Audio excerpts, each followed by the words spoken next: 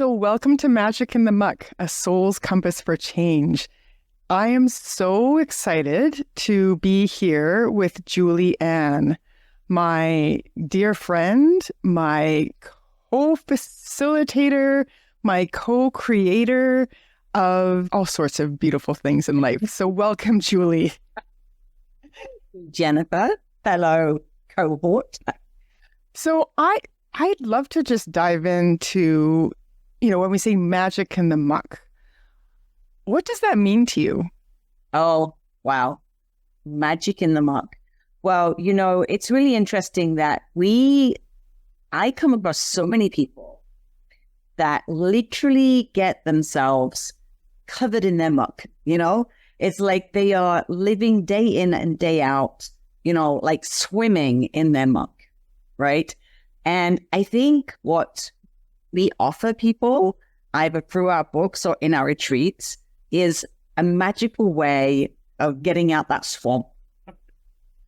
How about, for you, when we talk about magical ways of getting out of that swamp, is there, when you think of your own, personal swamp and ways that what are some, tell us a bit about some of your journey. I think, Jennifer, that a lot of people spend too much time looking for external solutions to their trauma or the situations that they're in, right?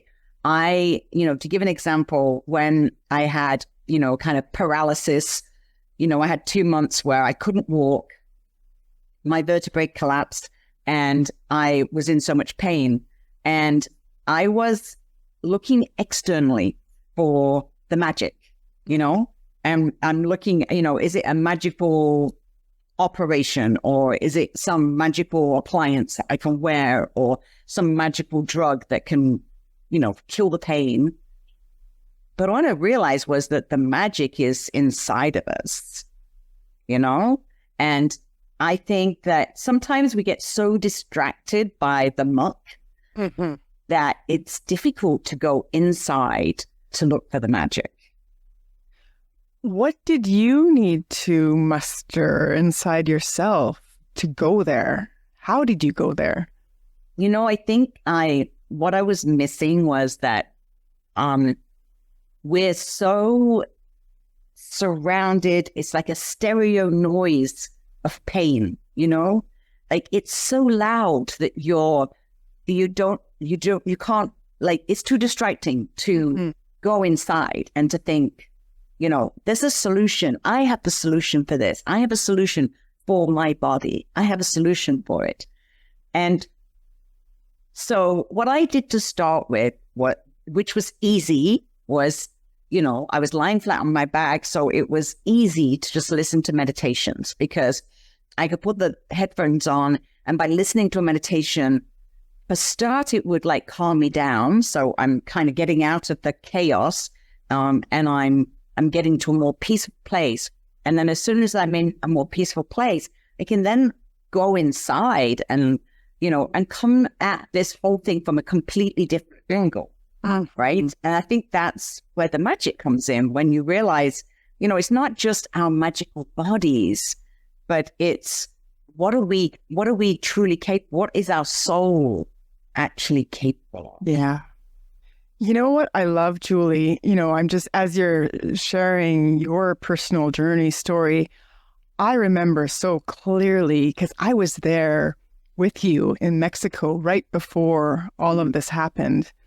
And it's just so fascinating to me, and maybe fascinating is not the right word to use, but that we had just spent days working on, I'm working on another book, and we were exploring the messages of the body and how our bodies, how our soul speaks to us through our body. And when we're not living in alignment, how wise our bodies are, how they scream at us, looking at my own personal journey with MS and what my body was trying to get me to pay attention to and what was going on in my life.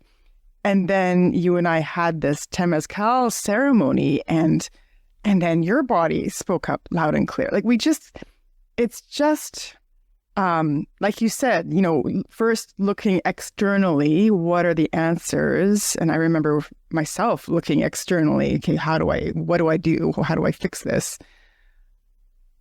And then something clicks, the slowing down, the going inward, and like, let's really listen to what is the wisdom? Like, what is the wisdom of what's your body speaking to you? Yeah. And I mean, I'm in a slightly different situation because I'm living in this very, beautiful, calm environment where I'm not surrounded by, like bad news and the media and just, the environment, which is chaotic. Mm-hmm. But I think for so many people, they don't have the advantage of being in this kind of environment. Like right now, all I can hear is the ocean waves, the wind, and the trickle of water coming from the pool, right? Beautiful. Like there's a very nice environment to be in, to be able to go inside. I don't have any TVs, no radios. I'm cut off from all the chaos that's happening in the world, right? And so I think it's really important to be able to come to an environment like this because we are so busy, and if like you've got clients, you've got family, you've got children, you've got a husband, you've got, and some people have got pets and elderly parents, and there's like so much noise and so much chaos, Well, it's that sacred pause, like how to take time to that sacred pause that we don't always have the ability to get away physically, and to be able to do that is such a gift. To be able to do that, how, like, you have the gift of being in this beautiful environment right now in Sayulita, Mexico. How is this experience teaching you to really tune in for yourself? And how is this impacting the work that you're doing right now in the world with your story as your portal? I feel like everything I do now is completely different. I feel like I've got to a point where my soul literally is my compass. My soul is my compass for everything I do every day. Mm-hmm. Somebody was saying to me, talking about, mind chatter and how your thoughts are going crazy and I'm thinking this and this and this and this. I suddenly realized, actually, I kind of like got an empty head.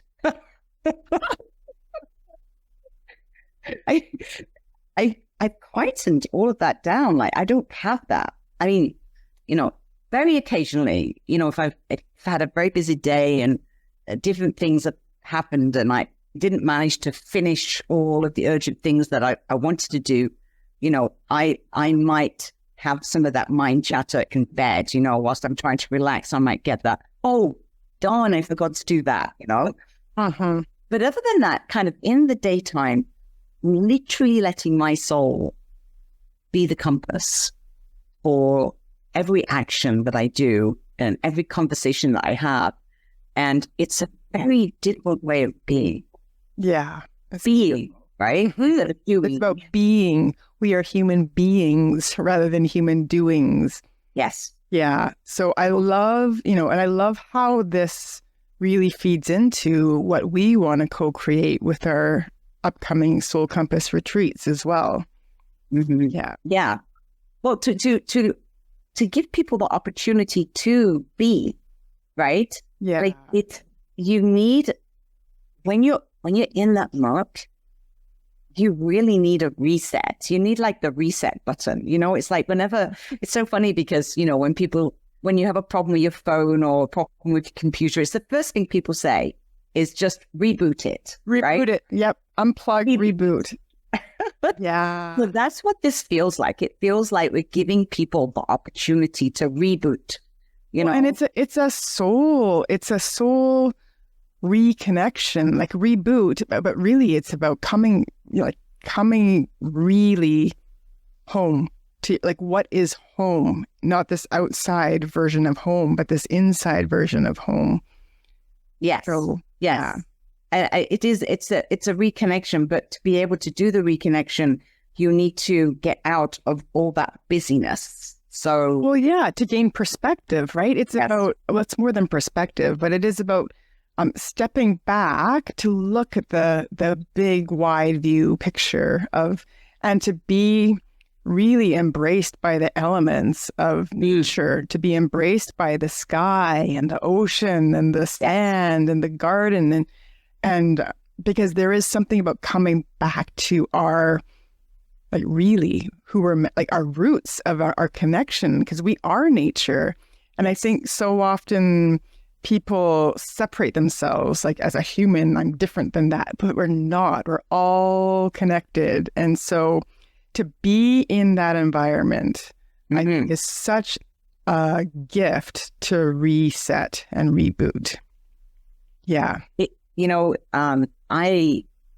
I feel a little bit spoiled right now because of where I am. But I truly appreciate the difference between being in an environment where I look out and I can see the ocean, see the big sky, see the wind moving all the palm trees. I can hear the ocean, at nighttime. The sun is setting on the ocean and lighting up the sky, like it's on fire. And it's like truly, I'm truly experiencing all the elements every single day. Yeah. And I knew that I was missing that in the environment where I was living before, because I thought it was just that I was frustrated because I couldn't go to the beach every day, because I love the beach, right? And I couldn't walk to the beach. I had to, have some transport to get to the beach. So I honestly thought it was just that I was lacking, but it's not. It was, what was lacking was this environment where you are like living in nature. You're literally surrounded by it and you are living in it. I'm not sitting in a room in an office every day, like looking at four walls, right? Which is what so many people do every single day. Yeah. And I'm imagining that the majority of the listeners right now aren't necessarily in the same environment that you're in.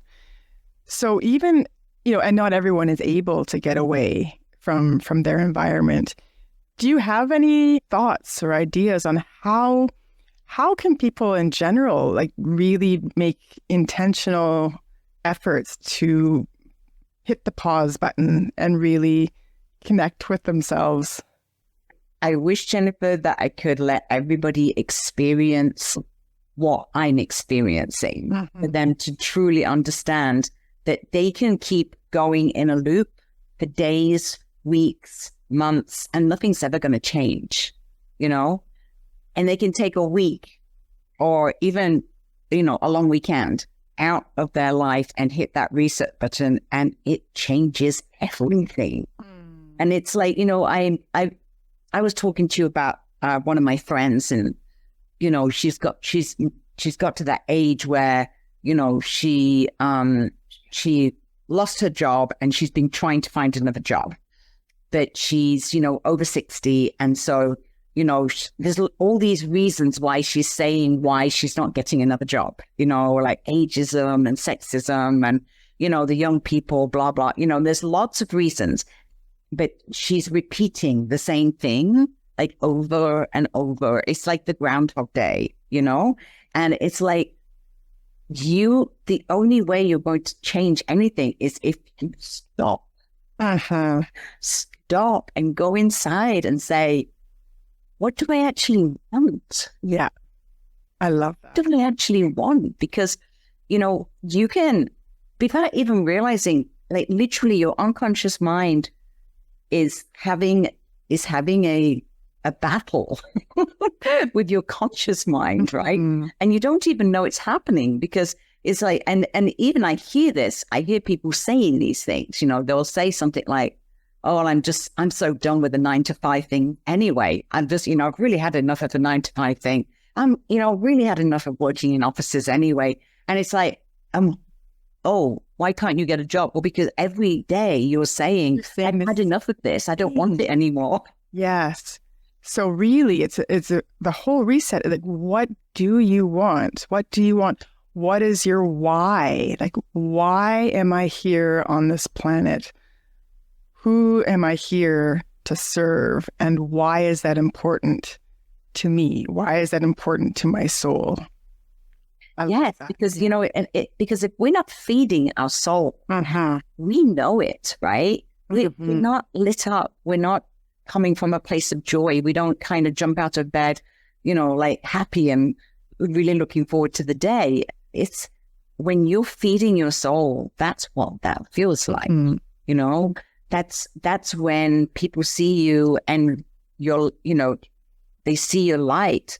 They see how you're lit up. It's for that reason, because you are living your soul purpose. And if you're not, and things are difficult and they're awkward or they're, just not in alignment, not in the flow, that means you're not living your soul purpose. Yeah.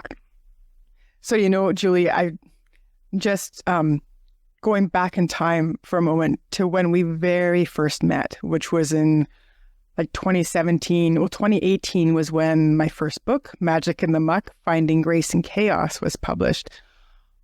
Do you remember when we first met, what was the moment where you thought, oh, there's something here. There's something for us to co-create together.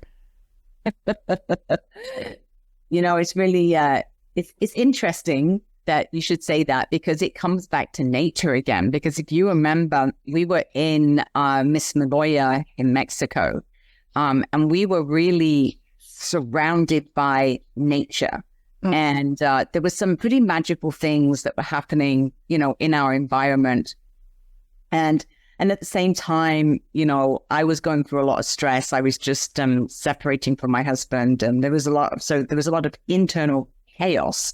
But in our environment, and it really resonated that your book was called Magic in the Muck, because it was like, that's what it felt like to me, that you were bringing this magic into this kind of chaotic time in my life where I'm trying to hold it all together. I'm trying to facilitate, a retreat with 10 people writing their books. And then the week after there was going to be another retreat, and I'm trying to do it all by myself and in a 4-story building, and I'm running up and down the stairs. And I'm just I really needed to understand what that magic was, instead of chasing your tail, that there's a different way to do things, right? Yeah. There's a different way to do things. And, sometimes I feel it's a little bit frustrating to be able to express to people when you get to the point where you're literally letting your soul be your compass. That's your compass, and you're just following the true north. You're just following that.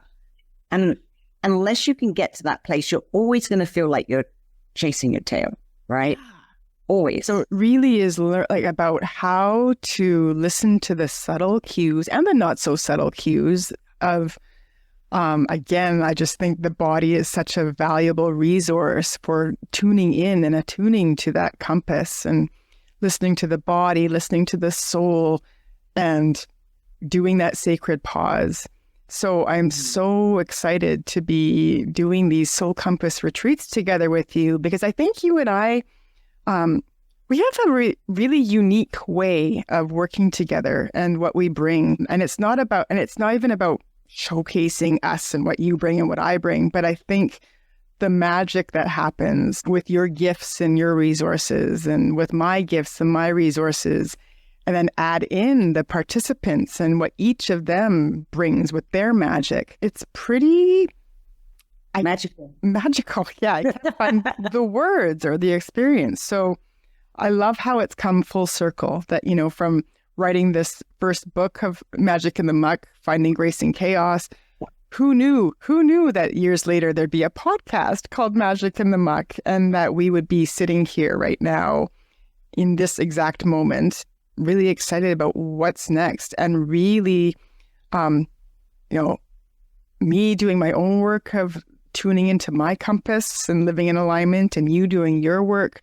So, I mean, we're human too. So it's about all of us doing our work and being on this journey together, and then the magic and the mystery of what transpires from what's to come.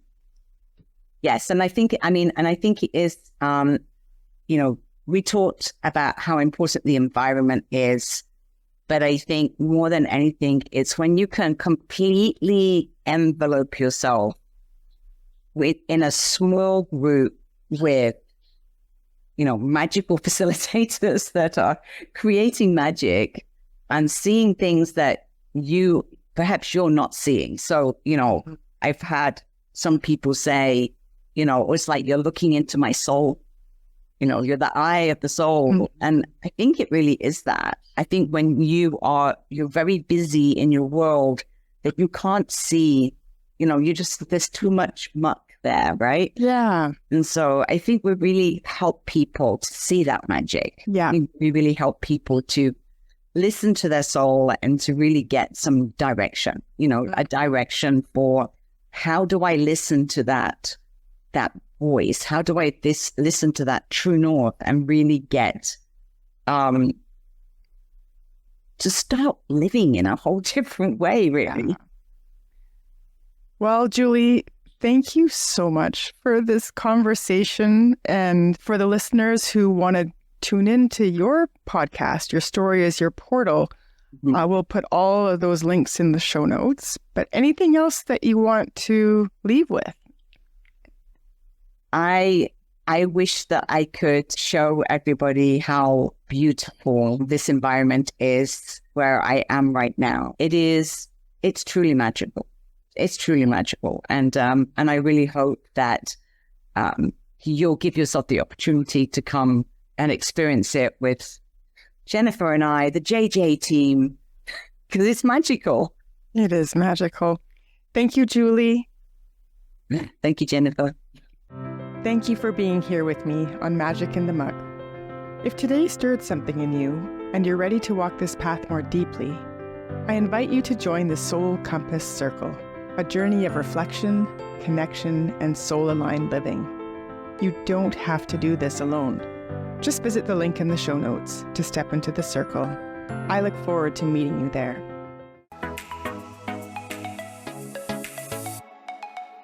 I'm Michelle Abraham, founder of the High Vibe Podcast Network, and we're honored to have Jennifer Nagel's show Magic in the Muck as part of our network family. For more inspiring shows like this one, visit highvibepodcastnetwork.com, and don't forget to grab your free gifts from our hosts in the gift fold. Stay high vibe and keep sharing your light.